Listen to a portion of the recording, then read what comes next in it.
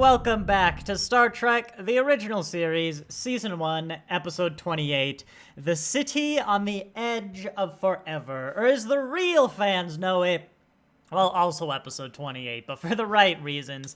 That's right, for the second time this Watch-a-loom, no, that's what we're gonna call it, we do Watch-a-looms. For the second time, the production and release order episode counts have lined up. And they'll do it for the finale, too, next week. Well, finale of the season, of course. We'll do Lower Decks, but then we'll come back to this. But yeah, City on the Edge of Forever is, of course, an iconic episode. It might even be the iconic episode. It's frequently up there in the #1 slot. I don't love this episode as much as most people seem to. I don't think it'd be a contender for, #1, but it's certainly up there. It's a really good one, but also Spock's brain would be a contender for #1 for me, so, you know, what do I know? I love it if you've managed to get 29 episodes into this review, because we did The Cage, this series, and you're just now learning, you're like, oh, I liked their opinions. But no, if you don't know what we're doing today, as I put the time bar up, we are basically recording an audio commentary track live. And actually, I have to hide. Oh, dang it. When I do that big intro, that hello thing in the title, I'm always having to half pay attention to it because I'm setting up OBS things and, muting the engine hum, then closing it for me, and I always forget something. If you don't know what we're doing, it's an audio commentary track live. So, for legal reasons, I can't just stream an episode of Star Trek, or even the volume, so it's, the audio, sorry. So it's your bring your own video, bring your own episode. There's a link to Paramount Plus in the description, which, hey, Lower Decks is only 2 weeks away, and it's 10 weeks long, so that would put it at 12 episodes. You're now at the part where you could just buy Paramount Plus again, and not have to pay extra for over Lower Decks. But yes, I'm going to ramble in a little bit so people can get set up, but after that, in a little bit, we are going to do a countdown of 5, 4, 3, 2, 1, go, and on go, everyone's going to hit play, just like that. We're going to all slap our mouse pads, and then we'll be synced up. Personally, I am watching the remastered edition. I imagine that'll do diddly squat for this episode, taking place almost entirely in the 20th century, but it shouldn't matter. It's just personal preference for me. If you want to watch the originals, go ahead. We should all stay synced up. I checked this for, I'll be honest, one of the episodes, the first one, and then just assumed all the other episodes were the same. But yeah, no, I mean, it's just special effects. So if I comment on a special effect and you're watching the original, it might be different. And Paramount Plus, again, I only checked one episode, but it appears to have the remastered edition if that's what you're watching. Which is another plus to watching Paramount Plus. Or to watching the remastered, at least. But yeah, City on the Edge of Forever. Put it this way. This weekend, I'm watching City on the Edge of Forever and Doctor Who's Love and Monsters, and I'm more excited for Love and Monsters. That's the kind of guy I am. But no, it's a good one, as I've said. Very solid. I think it's beloved for a reason. I remember it as more of a romance plot line between Kirk and Edith. Edith Keller, or Kreller. A name I did not remember, but I had to look up when doing the tags for this live stream earlier today. But yeah, I think the Guardian's super cool. We'll talk about that. I liked the Guardian in Discovery when they brought the Guardian back. And yeah, it's a good episode. I think we get the first instance of Spock using a beanie to hide for an alien, or to disguise himself as a human, or whatever species of the week we're on. But yeah, I think I'm just going to get going, because I don't want to do all the commentary before we start. As I said before, we are going to be doing a countdown, a 5, 4, 3, 2, 1, go, and on go, everyone hits play. We're not skipping intros, we're not skipping logos. It looks like it shouldn't matter. I personally watch Blu-ray set I have. But yeah, we're not skipping anything. We're just so everyone can stay in line. 5, 4, 3, 2, 1, go. I should really get like a 5-second countdown set up, because I always have to awkwardly wait as my recording time thing gets to an even second. Which for some reason always takes more than 1 second.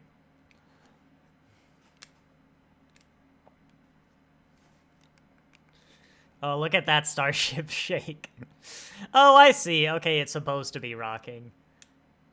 I mean, they did it really well, the rocking. It's just kind of funny to think that the spaceship is rocking, not in atmosphere. That one less so. Oh my goodness, I forgot to do the blurred version of the episode. There you go.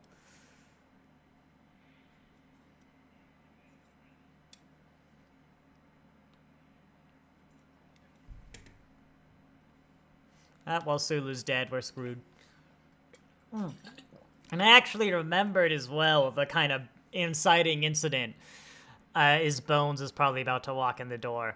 Every time before I'd watch this episode, I forgot that, like, Bones injects himself with something. And that's the inciting incident.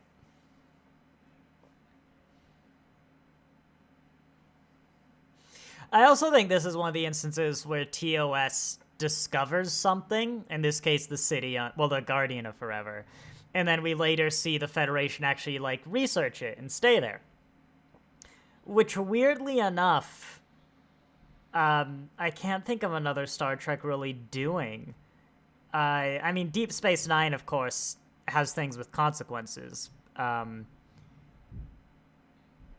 guess Lower Decks has come back to some things, but, like, earlier, like, what was it? Tomorrow is Yesterday. They discovered time travel, and that comes up a few times in TOS. Like, there's some episodes where it opens and they're just, like, investigating the time travel thing they discovered. Or they're investigating the past because, you know, they discovered time travel a little bit ago.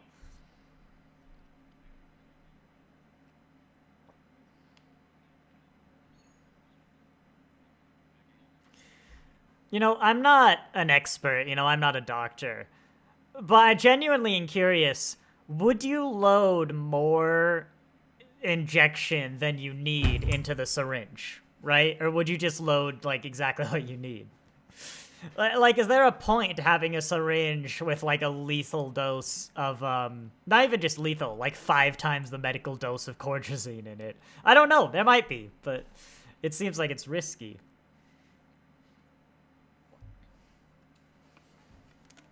And look at that, we even had a well-paced cold open. And at 3 minutes.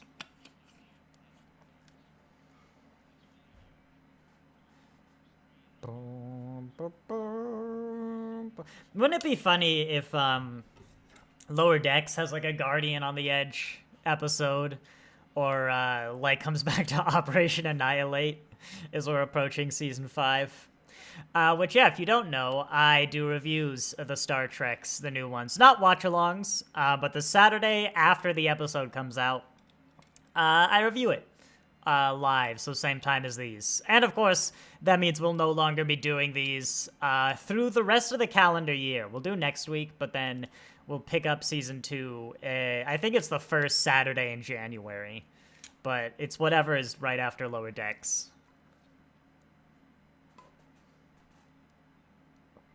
2 drops! Why would you have 100 times?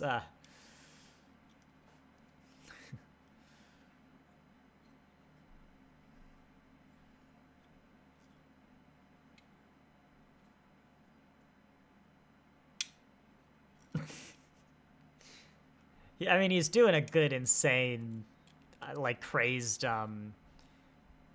you know, he's doing it good at someone who's just been injected with 100 times a lethal dose of cortisone. Although I think he survives it, doesn't he? Like, even without medical help, he's just fine.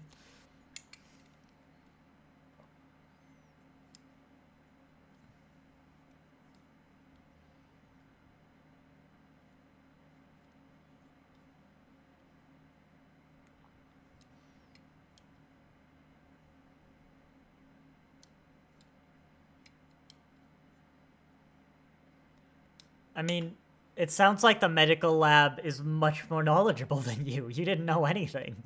They told you exactly what's going to happen.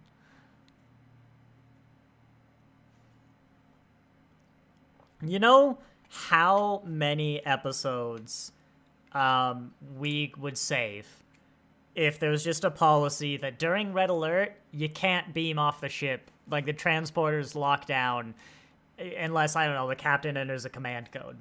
This would solve so many issues. But here we go. We get to the good stuff. Hello, Brandon. It's going good.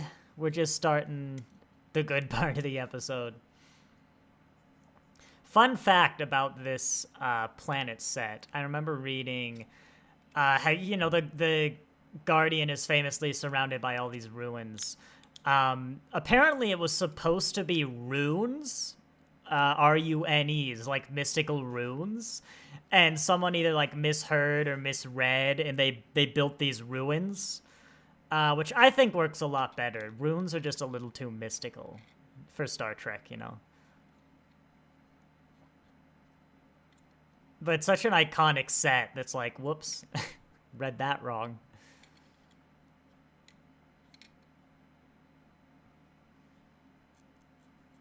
And it's a good alien wind sound effect, too. This actually been in a few shows I've watched, I think, outside these reviews. But, you know, it's like the alien wind, but also with hints of some sort of animal behind there, where it could be wind, or it could just be something in the distance. It's really effective.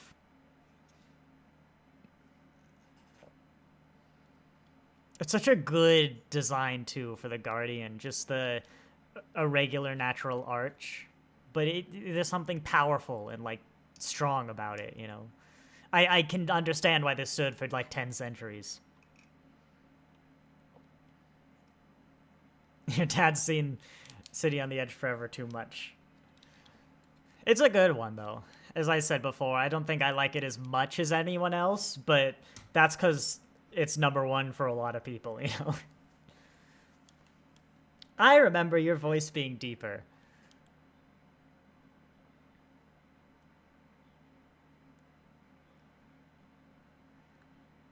I've actually had prepped how I was going to praise the voice of the Guardian forever, and it's way less deep. Yeah, even that line, I think it's Discovery's throwing me off, which has such a great, I am the Guardian of forever. And this is just like Dave from accounting.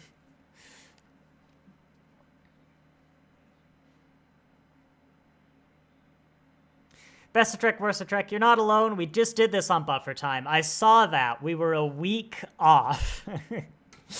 And voted it a 7 out of 10. I might give it an 8, but we'll see. I really haven't seen it in a long time. I think it's just a very good romance episode, and romance episodes aren't really my favorites.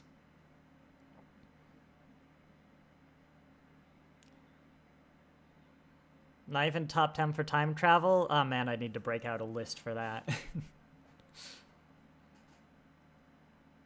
Might be the best TOS time travel episode, but I'd really have to...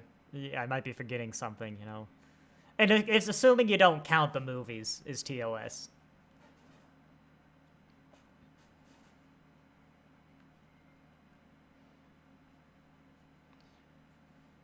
I do love the name, though. Like, the City on the Edge of Forever and the Guardian of Forever, especially. I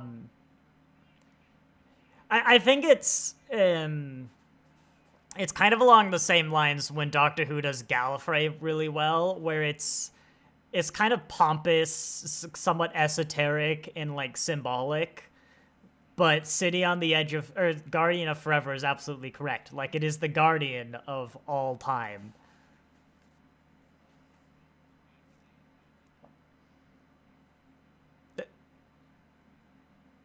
Actually, yes. I was going to say no, but yes. Ignoring paradoxes. Oh, the Doomsday Machine is a great episode, though. Probably better than this one, but I really don't take any of my opinions on episodes we haven't reviewed yet as gospel. I think we've maybe got like a 50% hit rate on if my memory exactly matches my opinion of an episode.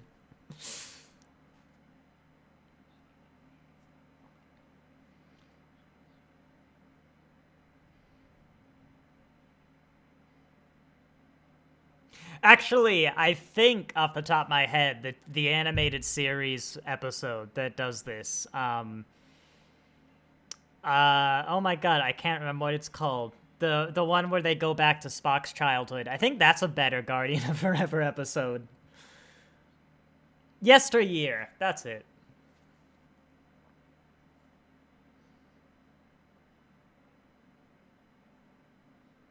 Your opinion changes anytime I watch anything from TOS. Honestly, same. I think with these long series, especially the older ones, like early Doctor Who and TOS, when I watch them, I'll kind of bounce back and forth because I'll remember something is an amazing episode, and then the second time, it's never going to live up to it. Or the reverse is true. I'll remember an episode's disappointing, then it's not that bad. And we kind of oscillate back and forth because then I remember it's better, that it's not as good as I think, so my expectations are low and it improves. But the more watch throughs, I kind of settle. I oscillate back and forth and then I hit. That's how good the episode actually is. Amok Time's good. Amok Time is. I honestly don't know if I have a definitive favorite because TOS does so many different things. As I've said, I am a fan of Spock's Brain. That's probably going to be the best comedy for me. The Tribble one's good, though, actually. That might be better comedy. I quite like the Corbomite maneuver. That's a good, uncommon one for me. I think, yeah.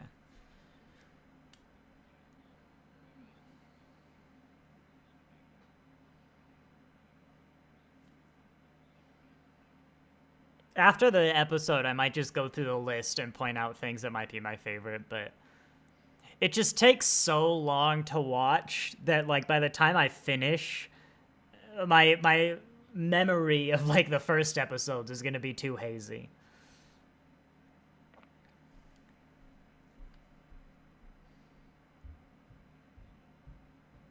I will say, though, that Amok Time fight music is, like, 10 out of 10. That's one of my favorite pieces of music from the franchise.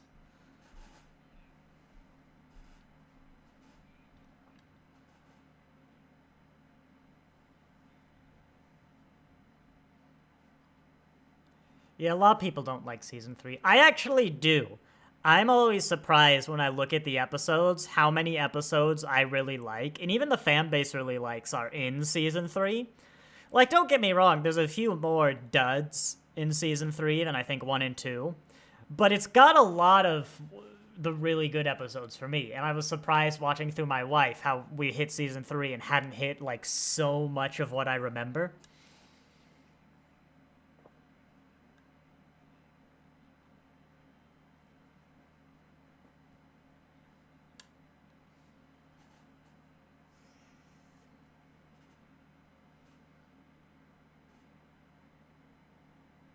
I liked that happiness, at least. Maybe it's just something that they said back in the day.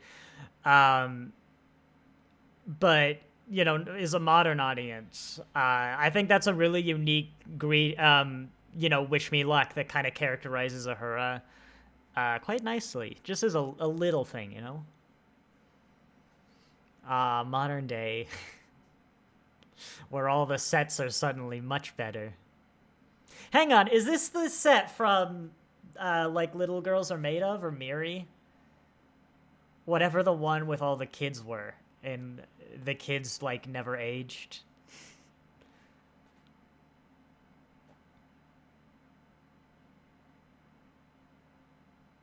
Trouble with Triples is, of course, fun. I don't know if I'd call it my favorite, though. Like, don't get me wrong, it's enjoyable. It's probably the most enjoyable episode of TOS. But, it's just a fun romp. It's a really fun romp, but I think to be the best, you need something behind it.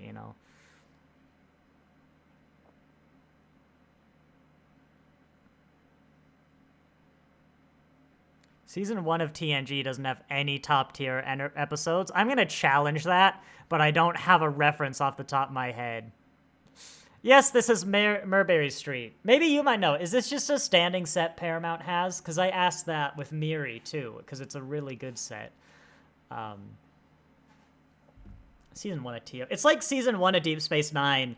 A lot of people say they skip and it has no value, but it's got the back-to-back, like, duet, and then the religion in school episode. And I'm like, those alone make Season 1 of Deep Space Nine amazing.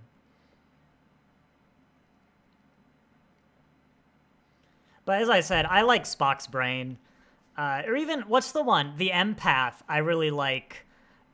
Just because I find the use of like such a limited budget so intriguing. And that's it for me. Is Season 3 has so many creative things, where the Empath, where most of the episode is just in like a black void. And then it also has that Western one, where like it's the Western town, but it's the facades of Western towns and like the pure minimum you need to realize it. And I just love the creativity in Season 3. It's a standing set from the Andy Griffith Show. That's cool. Brazilian, South American. Oh, it's an accident. Okay. We haven't settled on a part of the world yet. A rice picker? I'm sorry, I'm looking at TOS.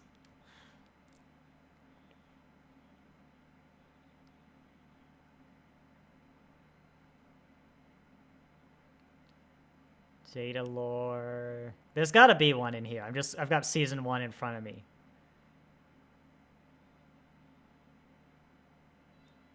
You know what? You're right. Season 1 of TNG doesn't have a great. Although I will say it has a lot of great moments. Like, where no one has gone before. I've always loved the bit with Picard and his mom. But know what? I'll give you that. Season 1 of TNG doesn't have a great.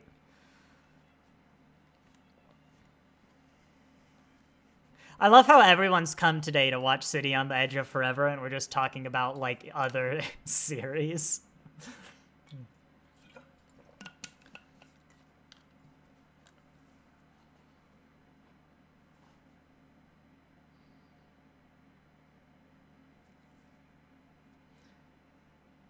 I think as well, it's so easy to miss these things, but this is the first time we've had to have the crew blend into in a historical setting, which of course is, pretty frequent nowadays, but.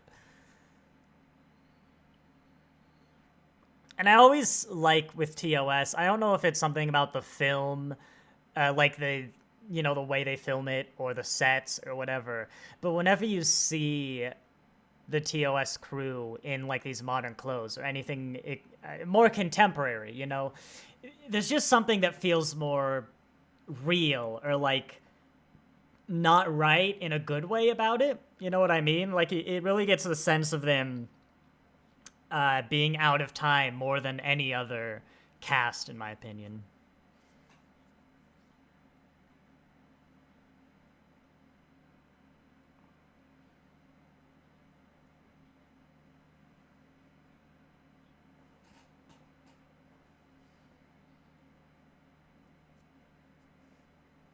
Well, he seems to know a lot about this zinc-plated vacuum tube culture.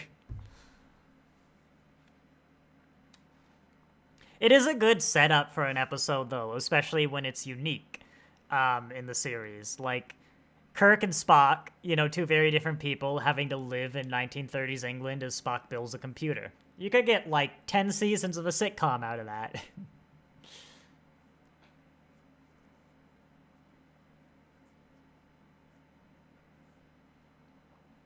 There we go. I was just about to give the episode props for showing the episode's beautiful lady and not playing the beautiful lady music. But nope, they're doing it.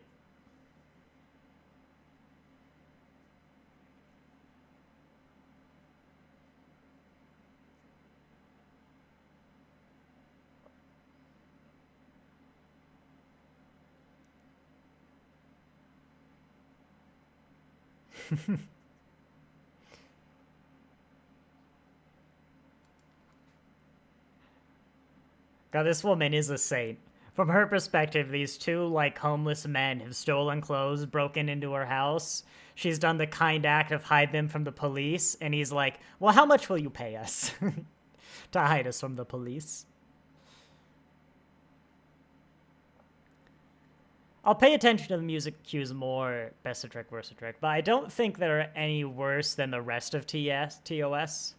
I've talked before how being a face-blind child, I always really appreciated this piece of music that I think is called Rose, but I always call the Beautiful Lady music, because it told me that this was the episode's Beautiful Lady, because I couldn't tell. And I'd always be like, why are you spending so much time just, like, with the camera focused on this woman? Oh, wait, they're playing the music. It's because she's the episode's Beautiful Lady.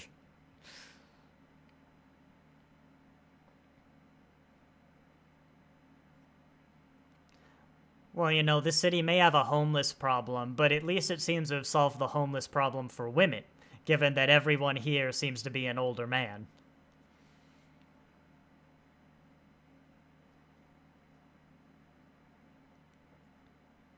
Which, as much as I comment on, I'm actually starting to think now, and I feel like I don't see a lot of female beggars, and I don't know why.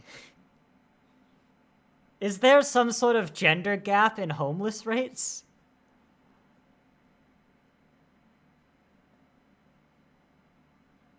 The credits call her Sister Edith.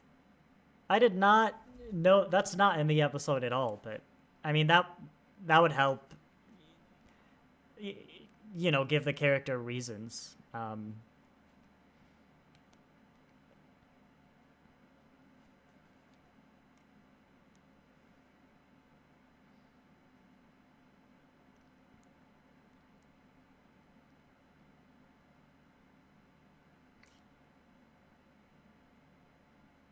Data shows clear gender discrimination within the homeless population. Oh, men make up just under half of the population, but 60% of homeless individuals.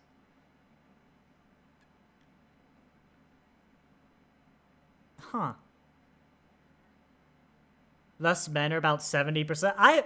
That's something we've never consciously realized, but that's fascinating.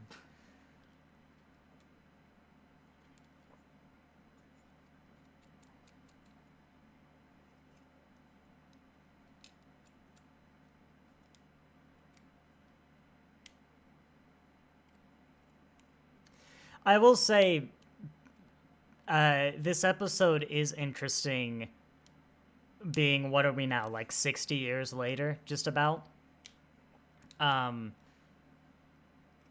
Where you can still kind of say the same things, but now we have that 60-year gap. It's still hopeful, and I mean, of course, I think it's foolish to pretend that the world hasn't gotten better in the past 60 years, despite still having a lot of problems, some new and some old, yes, but, you know, it's like, it does have some of those retro futuristic vibes, too, of like, oh, we'll invent nuclear power, which has been 20 years away for the past 100 years.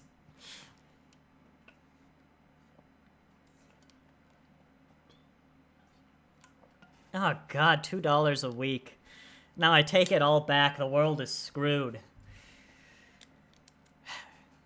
I got a bill yesterday for $12,000 repair on water damage.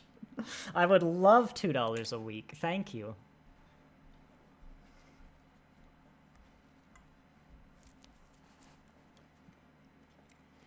If I ever become homeless because of my $12,000 water damage bill, I'm not. I want to be clear.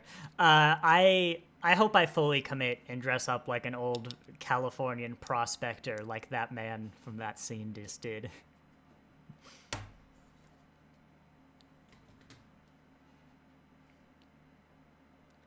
Honey, I'm home. See, you could get 10 seasons of a sitcom out of this.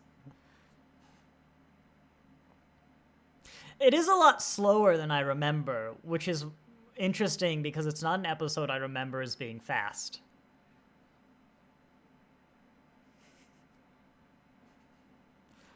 And then this is me whenever my wife brings up something they want, and I'm like, we have a $12,000 water damage bill, Alex. You know what? Maybe this episode, I've noticed this a few times, is one that I'll rate higher now that I am an adult who can relate to a lot of these scenes better.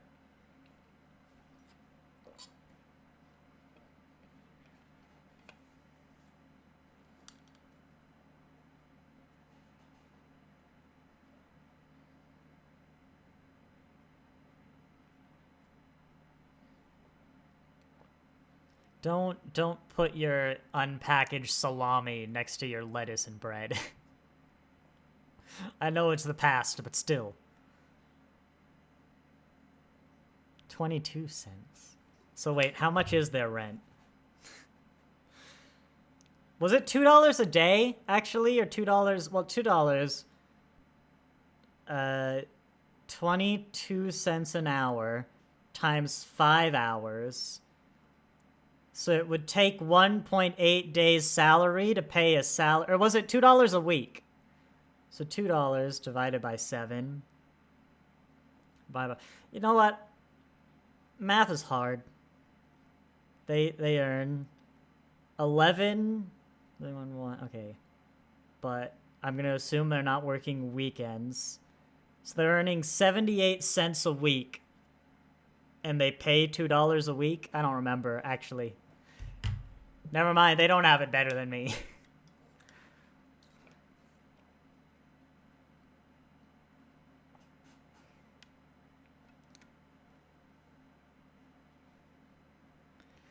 You know, I'll have to pay attention more before I remember about the movie, the Voyage Home.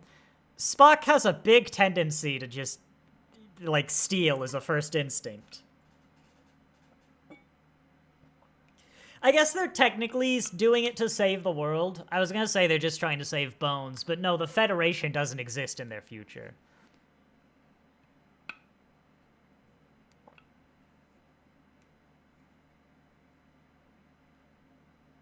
And I guess he is gonna return them, but still. It's a trend, you know? The platinum Spock asked for is roughly $180,000 in today's money. So it was like, you know, 2 bags of chips back in the day? Is that what you're saying? That's a lot. That'll pay for my water damage.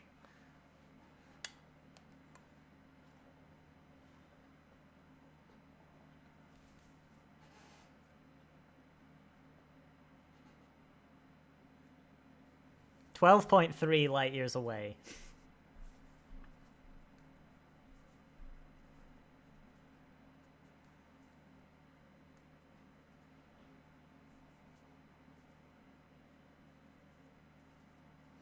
That's how bad Kirk is at fitting in, is that he's right next to Spock, the literal alien, and he's the one who doesn't fit in.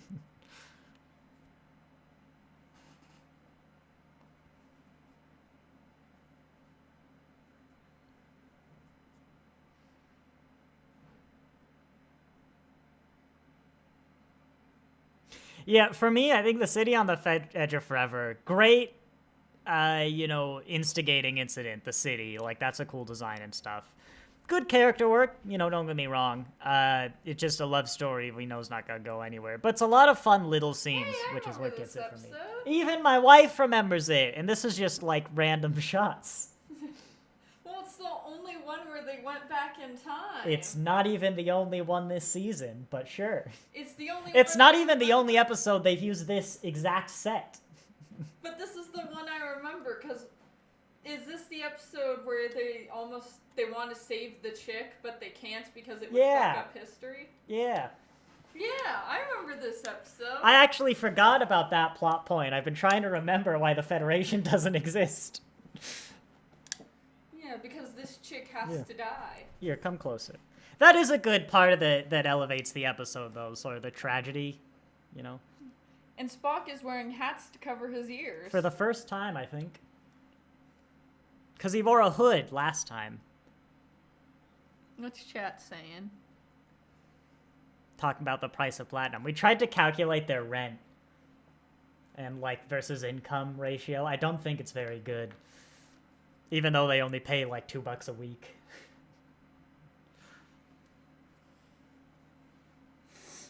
There's the best character. Still need a thumbnail. But I won't need this thumbnail for January, but later today we need a thumbnail for Lower Decks.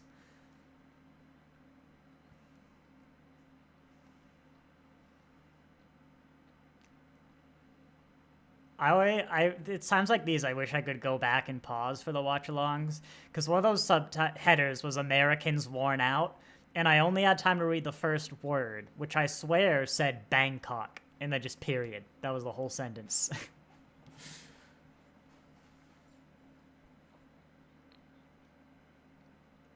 I wanted to come see what episode you were watching. I was right to come down and see what episode you were watching. Oh, my print's done, but the heat bed's still hot, by the way. I noticed. I get the phone alerts like you do. This is one of those crazy bit of technologies they have, where I guess the tricorder was so powerful it could record, like, Earth's history from Roman times to now at the level of detail where you could resolve a specific newspaper, even though you speed up those, like, 2,000 years over the course of, like, 5 minutes. Your bread is finished, by the way. Huh? Your bread is finished. Oh, thank you.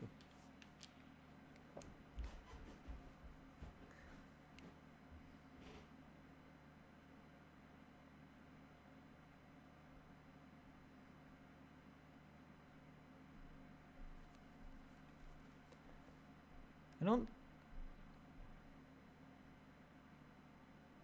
Oh, I guess that's the part of history we're avoiding.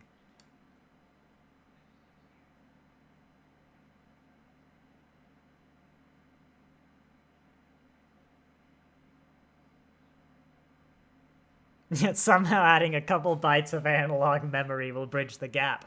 Look, it was just like that little bit... You know, if they'd started recording just a femtosecond later, it would have been fine.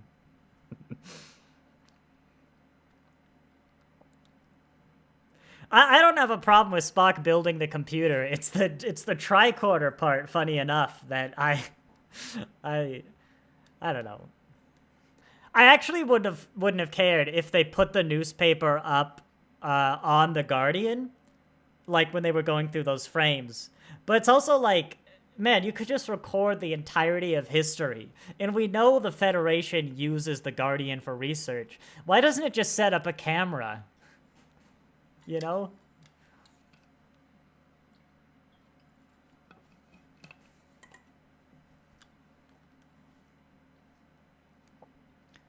Although, wait, when did Spock start recording? Was it before or after he changed history? Well, I guess we should be able to figure it out, which Spock has, is that he recorded before history was changed. Therefore, Edith Killer must die.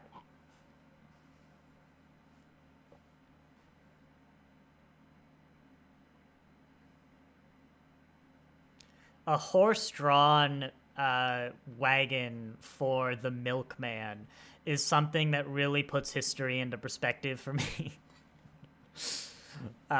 Being essentially born this century for practical purposes. You get those little bits with the 20th century just because of how much things changed. One of my favorites is that Charlie Chaplin was easily old enough to have gone and watched Star Wars, like in the cinema. Even though those things are just so far apart in my head.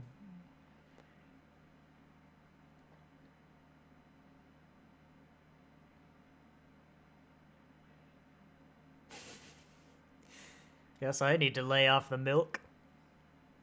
It's a life of veganism for me.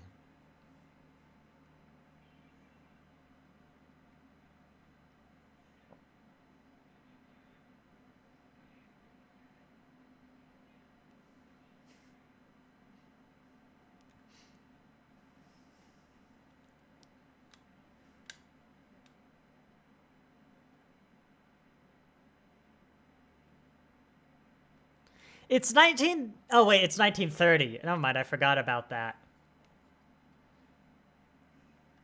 Oh, so I guess also take away what I was saying earlier about being a bit melancholic, because even when the episode came out, there were like 30 years between Edith Keller and, you know, that optimistic take of the future. 1930, though...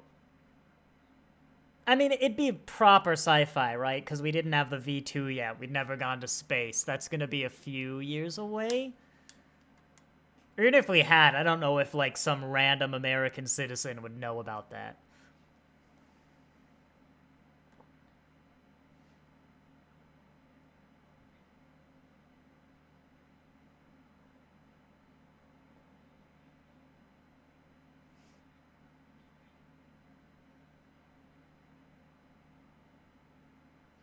It's always a pet peeve of mine, whenever the characters are like, oh, the constellations look right. Because, like, oh, it's a little better when it's Earth, but still, are we saying that, like, people in Starfleet have such a good 3D model of the stars in their head that they can be plopped at a random point in the galaxy and just figure out where they are by looking up? Even a computer would probably take a while with that one. Wouldn't have known about the nuclear stuff either. Einstein and the like were just drawing up the basic equations in 1930. Did she specifically mention nuclear? Or did she just talk about, like, infinite power? I mean, it probably would have been just, like, talking out of your ass to be like, one day we'll have infinite power in 1930, but...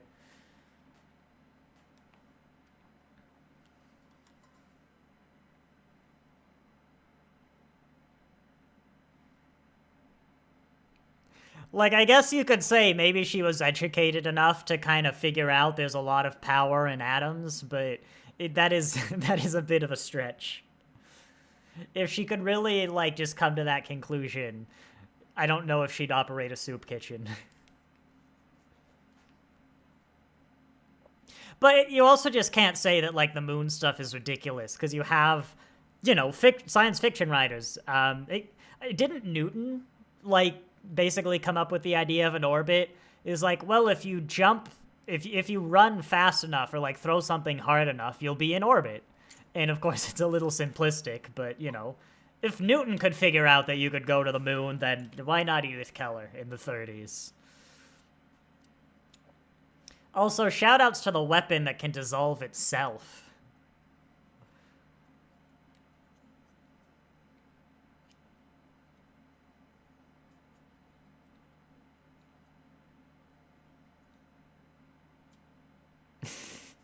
Okay, I love... It makes sense, but I also kind of love it as comedy that every time we come into this room, Spock has built more light bulbs. I know they're vacuum tubes, but he's just got more just tubes hooked up to this.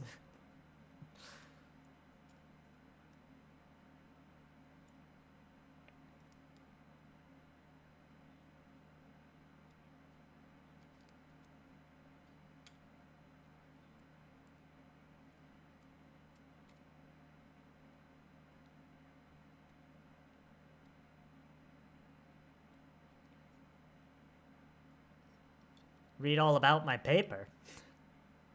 And that's a fun, like, prank to pull, is to get newspapers, like modern day, go out and be like, extra, extra, get your paper, read all about it. And when people pick it up, it just says, like, person buys newspaper in 2024. It's like, you know.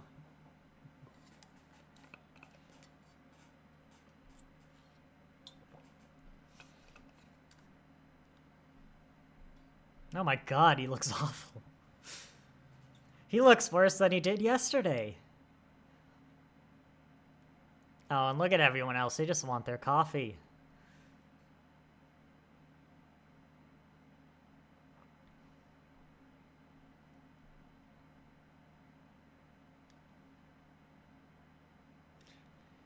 It's upsetting they never did this joke. I can't remember where.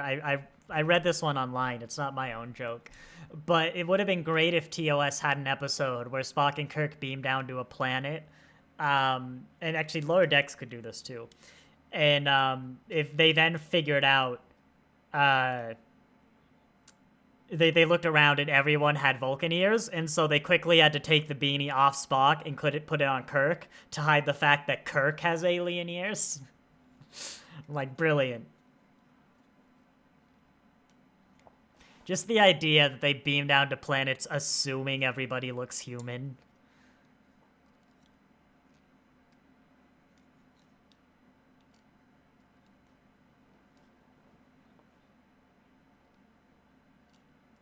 I wonder if this is part of why the episode takes place in the 30s. I mean, for one, you get to use this set.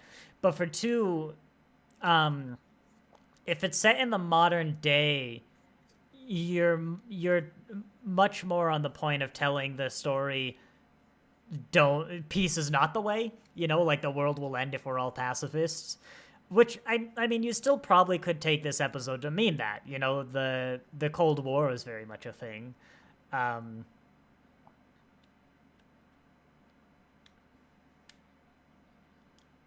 But I'm not gonna stick too much on that because it was like, you know, 30 years ago.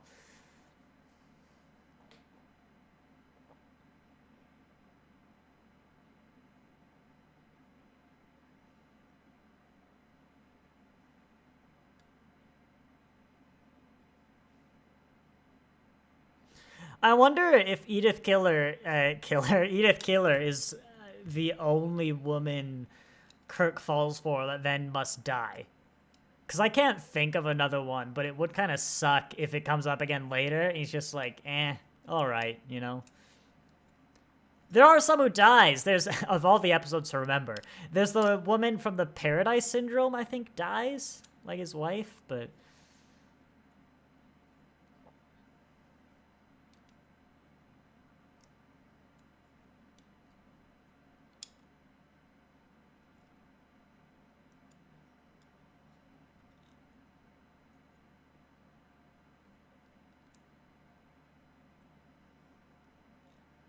being unconscious isn't so bad.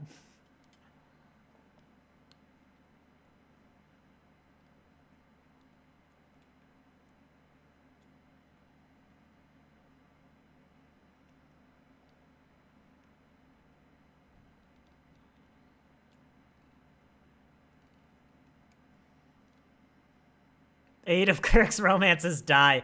Is that a majority of Kirk's romances? I know he doesn't have as much as people think, but that sounds like it's going to be about half, but maybe more. Honestly, it's amazing I don't remember more of them dying. Out of 32 romances, okay, that's more than I thought. 25% fatality rate.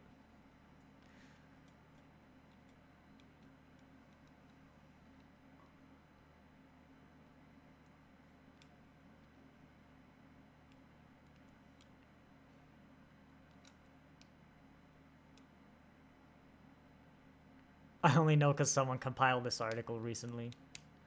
I remember as well, a lot of Kirk's romances are people he, like, used to know, not actually an episode that's about the person.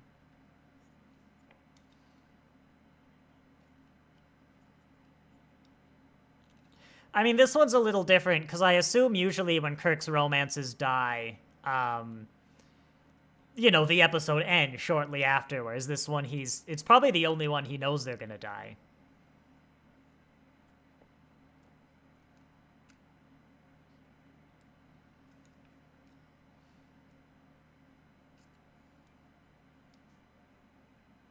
Wait, what happened to her shoe? I guess I don't need that shoe. One of her right foot was distinctly barefoot as she was turning the corner.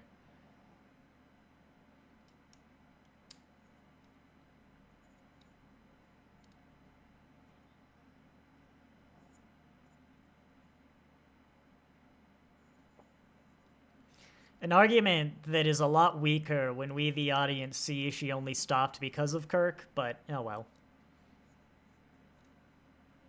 I don't know, did that newspaper have a date?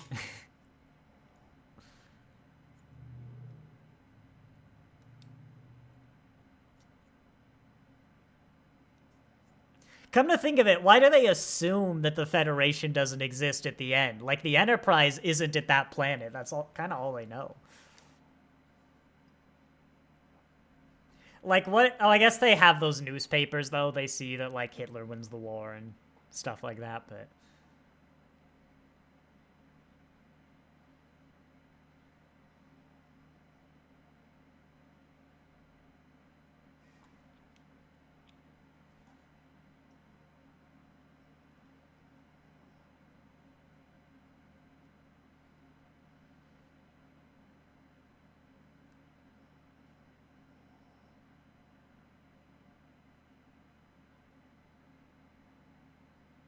But here we get some more of her motivation. See if there's any hint of her, like, sisterhood. Like, actually, I don't even see any Christian iconography. Like, no necklaces or you know, crosses in her room.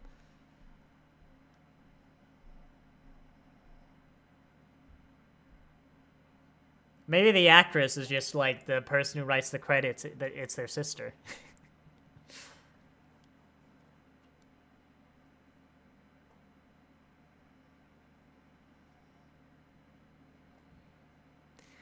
I don't know, a downside, I'll call it an odd side effect of watching a lot of old media, is when she says Clark Gable, I swear I've heard the name, but like, God, I couldn't tell you anything about the guy. And so is it because he's a famous, you know, actor who I've just heard of, like Charlie Chaplin? Or is it because I've seen this episode enough times and I'm now going, Clark Gable? Okay, Kirk, that was probably it.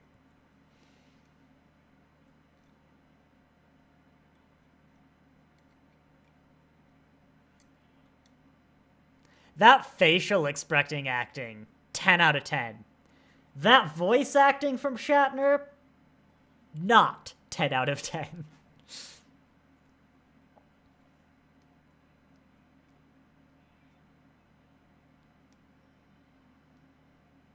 So wait, it is interesting as well, because the only reason Edith gets hit by the truck here is because Bones exists. So is this also like a predestination of she only dies because Bones goes back in time? But she lives because Bones goes back in time, so she only dies because Kirk then goes back in time to save her? Or to save him?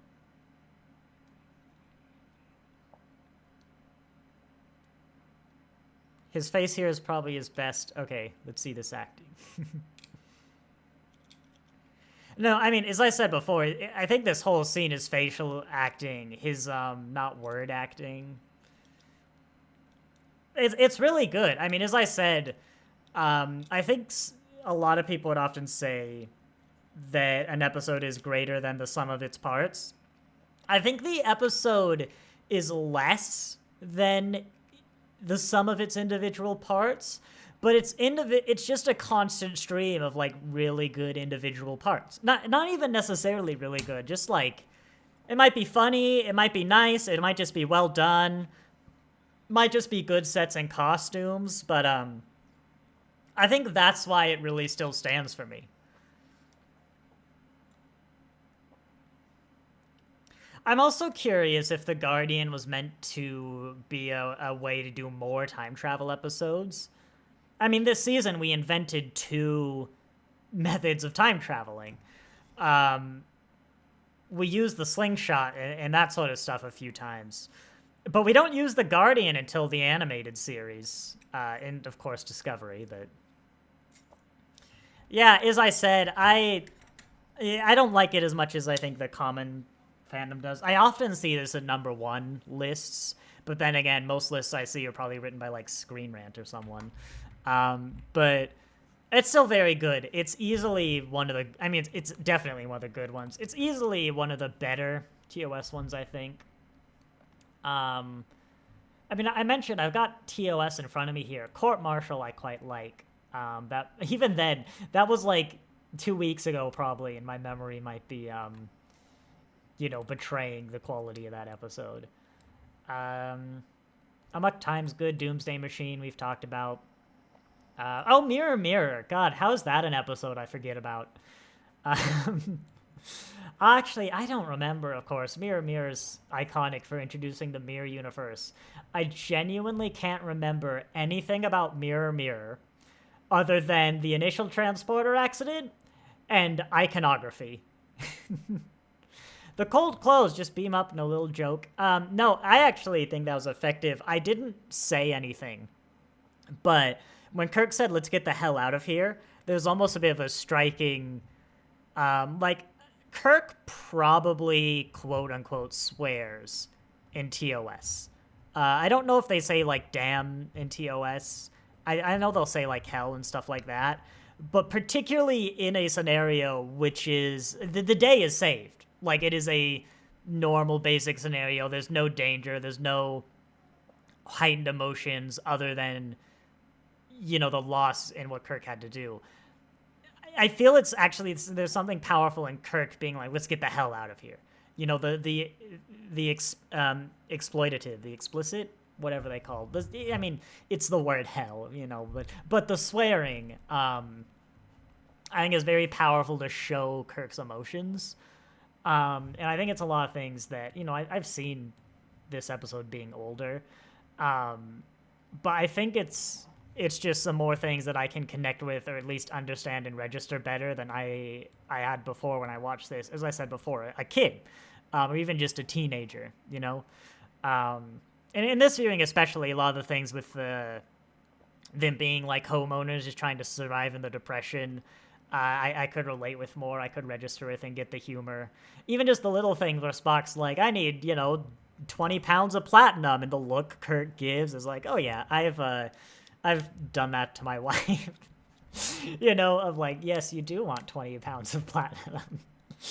You know, it's good though, don't get me wrong. It's just, if I was much more into like romance stories, it'd probably be a good contender for first.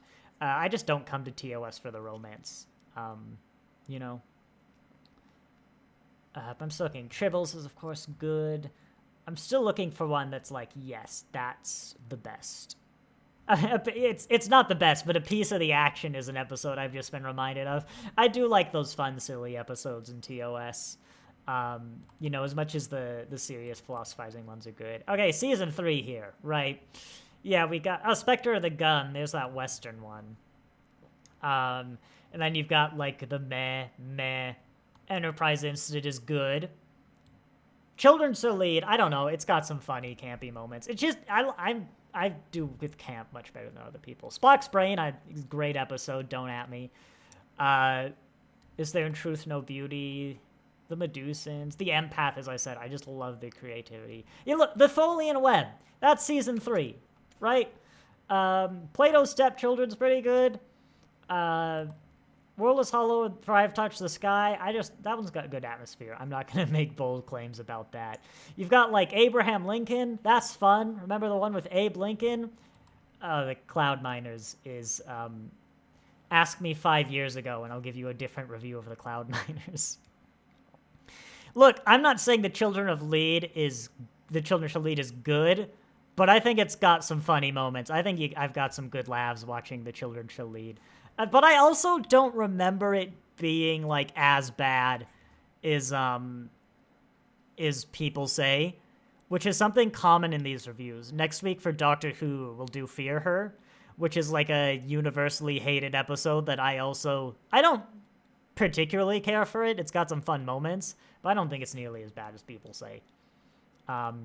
Weirdly enough, on average, I feel like the episodes that I really don't like tend to be ones that people love, like Star Trek, Doctor Who, whatever. Not universally, of course. I mean, I like this one, but there's I got a lot of hot takes, especially with classic Who. But I got a lot of hot takes that we'll get to over the years. Which one's All Our Yesteryears? Hey, Turnabout and... that one's fun, as I look at this scantily clad tribal woman. Okay, it has problems, but I like that one's fun. It's a good idea. I don't know. I'm just always surprised. I think Season 3 gets a worse rap. Like, on average, I don't think Season 3 is worse than the other 2 seasons.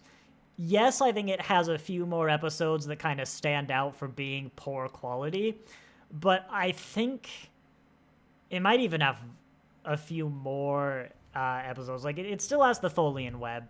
I think it has more iconic scenes, certainly. Of course, some of them might be because they're bad, or they're just ridiculous. Like, Space Abraham Lincoln. Come on, that's amazing. But, yeah. I think after TOS, though, my memory lines up a lot better with actually watching the episodes. Of course, my wife and I are still going through TNG. It's going pretty slow because we're also doing Doctor Who a little more. But it'll actually be interesting when we hit, like, Deep Space Nine and Voyager. I haven't seen either of those in years. Like, since before college. It might have even been my chronological watch order. I don't know. It has been a long time because of course, as I said, I'm watching them with my wife, so it'd be nice to kind of remember them as poorly as possible by the time we actually go around to them. But still, a lot comes back, and if you pull up an episode in front of me, I can probably tell you a lot about it. But yeah, as I've said before, next week we have Operation Annihilate, where you get to see, honestly, the best part about Operation Annihilate is modern day Sam Kirk's mustache. I think we can all agree that is the best thing about Operation Annihilate. But no, we've got that. We will then go on every Saturday, instead of doing this, starting the 26th, we will be reviewing Lower Deck Season 5. That will take us all the way through 2024. The last episode is actually December 28th, which my calendar also says Dad Christmas. So I might not be doing that one, but honestly, I think we can talk about it later. And then I'll pick up Season 2 starting in 2025. We'll do January. When will that take us, actually? Assuming no other Star Treks come, that'll take us through June. That'll get us to, like, Doctor Who again. That's like 2 months after Doctor Who. Yeah, we got a while till Season 3, though. Probably 2025, maybe 2026. And then, yeah, I think, honestly, the plan just to go through all of them. I think it'll take, like, 5 years, and that's assuming there aren't any new shows to interrupt it, which, to be fair, nowadays there aren't that many. But yeah, that's the plan. Doctor Who's still going to go along. We're approaching the end of Season 2 for Doctor Who. I think that gets us pretty close.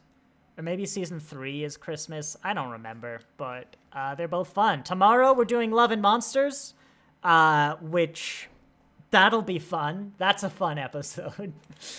But yeah, I think I'll wrap it up. Thank you for joining me. It's always fun to have people. I kind of expect with some of these bigger episodes to get people in the chat. I mean, it's sitting on the edge of forever. But yeah, don't miss out on the rest of the stuff we do. So I will say thank you all very much for watching.